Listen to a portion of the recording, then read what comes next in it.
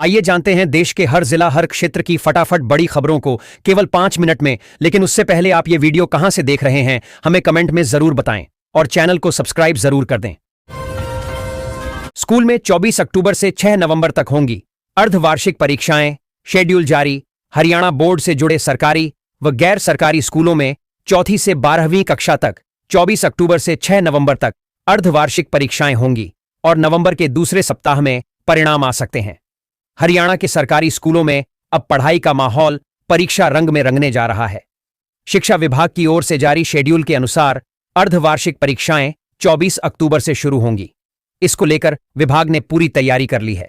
जिले के सभी राजकीय प्राथमिक, माध्यमिक और वरिष्ठ माध्यमिक विद्यालयों में चौथी से 12वीं कक्षा तक के छात्रों की परीक्षाएं 6 नवंबर तक आयोजित की जाएंगी। हर मेधावी छात्र को मिलेगी छात्रवृत्ति, आर्थिक तंगी नहीं रोकेगी पढ़ाई का रास्ता। सीएम सैनी का बड़ा ऐलान। मुख्यमंत्री नायब सिंह सैनी ने अधिकारियों को निर्देश दिए कि प्री मैट्रिक और पोस्ट मैट्रिक छात्रवृत्ति के तहत किसी भी विद्यार्थी की छात्रवृत्ति राशि नहीं छूटनी चाहिए। उन्होंने केंद्रीय मंत्रालयों से समन्वय स्थापित करने और योजनाओं की जानकारी विद्यार्थियों तक पहुंचाने पर जोर दिया। मुख्यमंत्री ने यह भी कहा कि सरकार यह सुनिश्चित करे कि कोई भी मेधावी छात्र आर्थिक तंगी के कारण पढ़ाई न छोड़े। हरियाणा में बदल गया जमीन रजिस्ट्री का नियम। अब 1 नवंबर से ऑनलाइन होगा डीड का पंजीकरण। हरियाणा में 1 नवंबर से जमीन का डीड पंजीकरण ऑनलाइन होगा। कुरुक्षेत्र में पायलट प्रोजेक्ट सफल रहने के बाद यह सुविधा पूरे राज्य में लागू की जाएगी। ऑनलाइन डीड पंजीकरण के बाद हरियाणा देश का पहला कागज रहित संपत्ति पंजीकरण वाला राज्य बन जाएगा। नागरिक ओटीपी के माध्यम से पहचान सत्यापित कर सकते हैं। नई प्रणाली में त्रिस्तरीय सत्यापन प्रक्रिया होगी और नागरिकों को केवल एक बार बायोमेट्रिक सत्यापन के लिए जाना होगा। सीबीआई ने माना यह हत्या है, मनीषा के पिता का दावा। दिल्ली और रोहतक की पोस्टमार्टम रिपोर्ट में मिला अंतर। मनीषा के पिता ने दावा किया है कि सीबीआई ने उनकी बेटी की मौत को हत्या माना है। उन्होंने दिल्ली और रोहतक की पोस्टमार्टम रिपोर्ट में अंतर होने की बात कही है। उनका कहना है कि सीबीआई जांच में यह खुलासा हुआ है कि यह आत्महत्या नहीं बल्कि हत्या थी। उन्होंने निष्पक्ष जांच और दोषियों को सजा दिलाने की मांग की है। हरियाणा में आउटसोर्सिंग कर्मचारियों को मिली राहत। अनुबंध 2 महीने के लिए बढ़ा। हरियाणा सरकार ने आउटसोर्सिंग पॉलिसी पार्ट 2 के तहत लगे कर्मचारियों का अनुबंध 2 महीने के लिए बढ़ाया है। मुख्य सचिव अनुराग रस्तोगी ने इस संबंध में पत्र जारी किया, जिसके अनुसार अनुबंध 30 नवंबर तक जारी रहेगा। इससे पहले अनुबंध अवधि 30 सितंबर तक बढ़ाई गई थी। हरियाणा कौशल रोजगार निगम लिमिटेड की शर्तों का पालन करना अनिवार्य होगा। 5 नवंबर को हरियाणा कांग्रेस की विधायक दल की बैठक। भूपेंद्र हुड्डा के नेतृत्व में रणनीति और नई सियासी दिशा होगी तय। हरियाणा कांग्रेस 5 नवंबर को विधायक दल की बैठक करेगी। भूपेंद्र सिंह हुड्डा और राव नरेंद्र सिंह के नेतृत्व में होने वाली इस बैठक में आगामी रणनीति और संगठनात्मक दिशा पर चर्चा होगी। पूर्व विधायक और वरिष्ठ नेता भी शामिल होंगे। यह बैठक कांग्रेस के लिए एक नई शुरुआत का संकेत है और पार्टी की राजनीतिक दिशा तय करने में महत्वपूर्ण भूमिका निभाएगी। 30 दिन की देरी नौकरी नहीं छीन सकती, एचसी ने हरियाणा सरकार को दी। याचिकाकर्ता को 2 हफ्ते में जॉब लेटर देने की चेतावनी। पंजाब और हरियाणा उच्च न्यायालय ने कहा कि किसी उम्मीदवार को केवल 30 दिनों के भीतर नियुक्ति जारी न करने के आधार पर नौकरी से वंचित नहीं किया जा सकता। जस्टिस जगमोहन बंसल ने हरियाणा सरकार को हर्ष रावल को 2 सप्ताह के भीतर नियुक्ति पत्र जारी करने का निर्देश दिया, क्योंकि देरी उनके नियंत्रण से बाहर थी। अदालत ने कहा कि नौकरी के अवसर सीमित हैं और तकनीकी कारणों से नियुक्ति से वंचित करना उचित नहीं है। हरियाणा सरकार की बस संचालकों को बड़ी राहत। जल्द मिलेगा कोरोना काल में बंद बसों के लिए 249 दिन का 35% लीज भुगतान। हरियाणा सरकार ने कोरोना काल में किलोमीटर स्कीम के तहत नहीं चल पाई बसों के संचालकों को राहत दी है। बस संचालकों को 35% लीज चार्ज के हिसाब से 249 दिन का भुगतान होगा। परिवहन विभाग ने kilometre scheme bus operators welfare association की मांग को मानते हुए यह निर्णय लिया है। यह भुगतान 2 चरणों में किया जाएगा, लेकिन लॉकडाउन अवधि का भुगतान नहीं होगा। अंबाला में आजादी की पहली लड़ाई के नायकों को मिलेगा सम्मान। एशिया के सबसे भव्य बलिदान स्मारक का नवंबर में उद्घाटन। अंबाला छावनी में बन रहे आजादी की पहली लड़ाई के शहीद स्मारक का उद्घाटन नवंबर के अंत तक होने की संभावना है। मंत्री अनिल विज ने इसे एशिया का सबसे बड़ा स्मारक बताया। उन्होंने कहा कि यह स्मारक स्वतंत्रता संग्राम की सच्चाई और शहीदों के बलिदानों को दर्शाएगा। विज ने 1857 के शहीदों को उचित सम्मान दिलाने के लिए अपने संघर्ष को भी बताया और प्रधानमंत्री से उद्घाटन करने का आग्रह किया। हरियाणा में डीजीपी का एक्शन, आधी रात में तय किया 50 किलोमीटर का सफर। औचक निरीक्षण के दौरान मिली गड़बड़ी। हरियाणा के पुलिस महानिदेशक ने अचानक कार्रवाई करते हुए आधी रात को 50 किलोमीटर का सफर तय करके कई पुलिस स्टेशनों का निरीक्षण किया। निरीक्षण के दौरान लापरवाही पाए जाने पर उन्होंने संबंधित अधिकारियों को फटकार लगाई और तत्काल सुधार के निर्देश दिए। डीजीपी ने पुलिस अधिकारियों को सतर्क रहने का संदेश दिया है। लाडो लक्ष्मी योजना, इस दिन आएंगे लाभार्थियों के खाते में 2100 रुपए। पार्षद कार्यालय में कराएं पंजीकरण।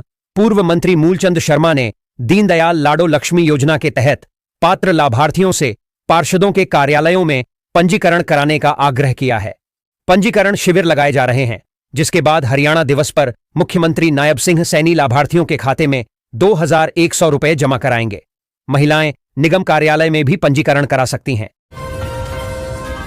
मानेसर में धड़ल्ले से हो रहा बायोमेडिकल वेस्ट मैनेजमेंट नियमों का उल्लंघन, बढ़ा संक्रमण का खतरा। मानेसर में बायोमेडिकल वेस्ट मैनेजमेंट नियमों का उल्लंघन हो रहा है, जिससे संक्रमण फैलने का खतरा बढ़ गया है। नियमों का सही से पालन न होने के कारण लोगों के स्वास्थ्य पर बुरा असर पड़ सकता है। इस गंभीर समस्या पर तुरंत ध्यान देने की आवश्यकता है, ताकि लोगों को बीमारियों से बचाया जा सके।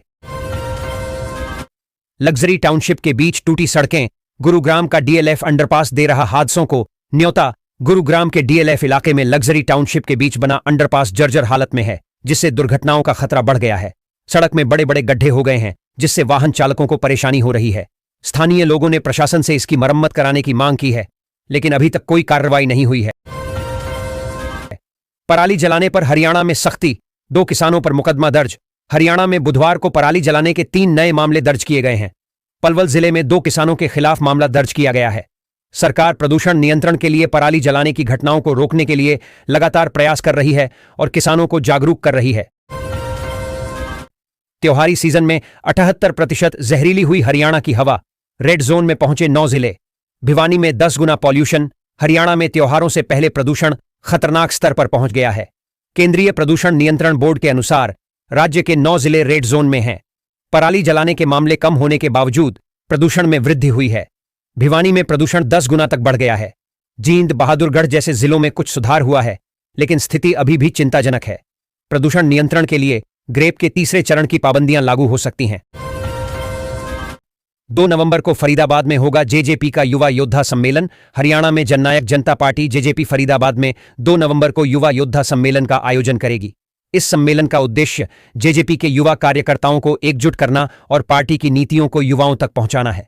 युवाओं को पार्टी की विचारधारा से अवगत कराया जाएगा और उन्हें राज्य के विकास में सक्रिय भूमिका निभाने के लिए प्रेरित किया जाएगा।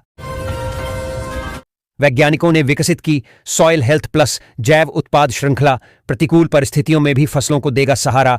हरियाणा केंद्रीय विश्वविद्यालय के वैज्ञानिकों ने सॉइल हेल्थ प्लस नामक एक नई जैव उत्पाद श्रृंखला का विकास किया है। यह उत्पाद श्रृंखला प्रतिकूल परिस्थितियों में भी फसलों को सहारा देने में सक्षम है।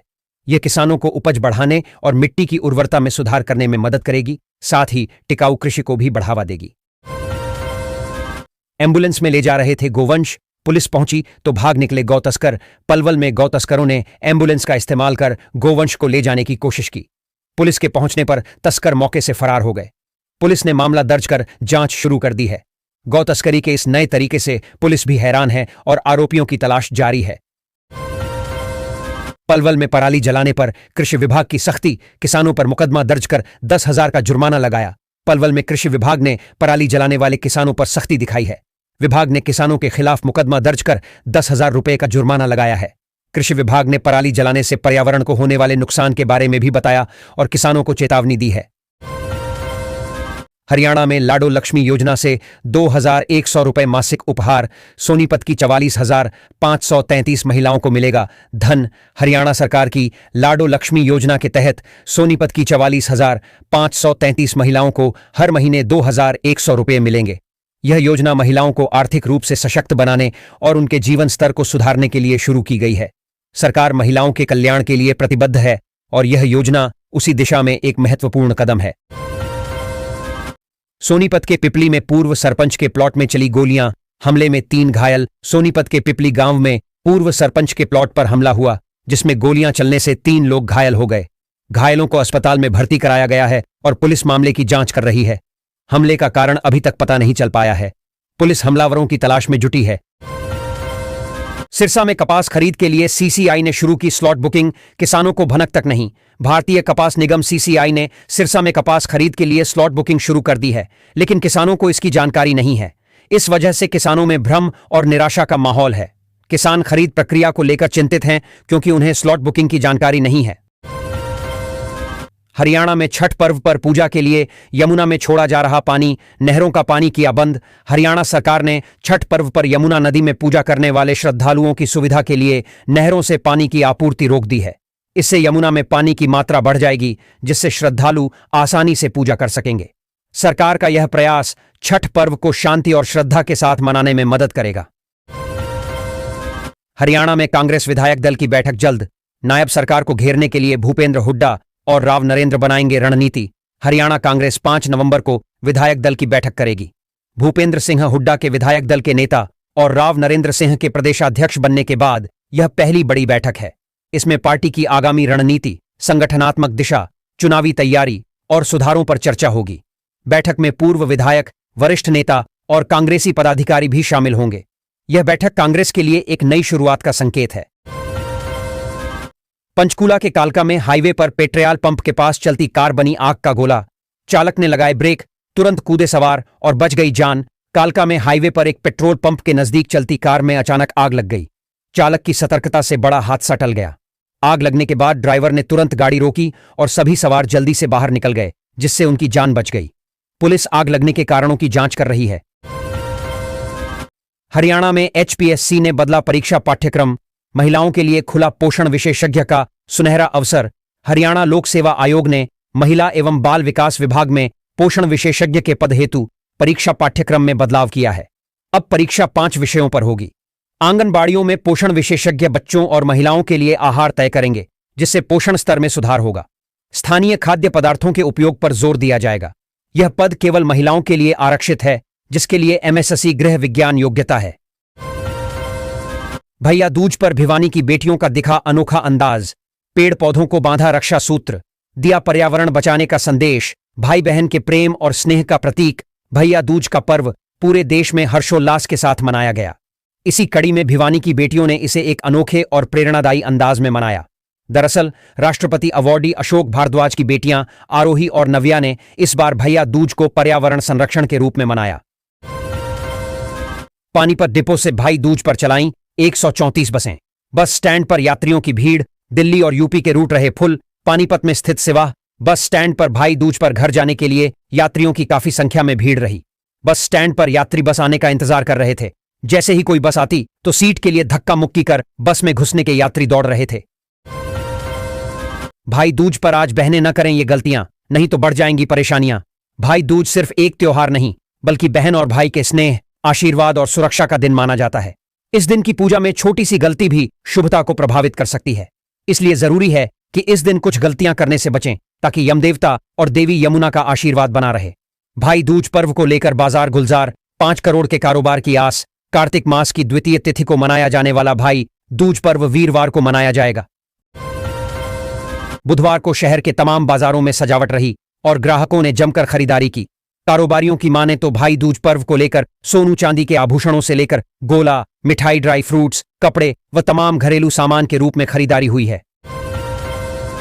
मुख्यमंत्री सैनी का अधिकारियों को निर्देश, एक भी पात्र छात्र की ना छूटे स्कॉलरशिप। मुख्यमंत्री नायब सिंह सैनी ने SSC अनुसूचित जाति और BC अन्य पिछड़ा वर्ग विद्यार्थियों को दी जाने वाली स्कॉलरशिप योजनाओं के संबंध में वरिष्ठ अधिकारियों के साथ बैठक की। देश में जींद सबसे प्रदूषित शहर, धारूहेड़ा दूसरे नंबर पर। इतना पहुंच गया AQI।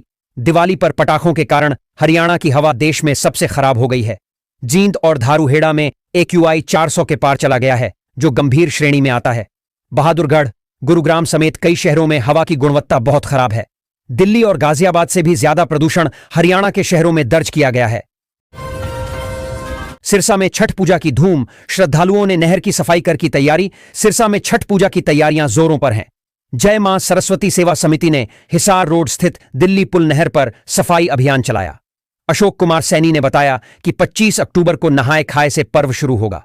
श्रद्धालुओं में छठ पूजा को लेकर भारी उत्साह है और नहर किनारे घाट बनाए जा रहे हैं, जहां वे पूजा करेंगे। धुएं में घुटती सांसें। हरियाणा के इस जिले में हवा बहुत खराब। AQI पहुंचा 300 के पार। अंबाला में वायु गुणवत्ता सूचकांक 312 तक पहुंचने से हवा बहुत खराब श्रेणी में आ गई है। पंजाब से आने वाले धुएं, पराली जलाने और अन्य कारणों से प्रदूषण बढ़ रहा है।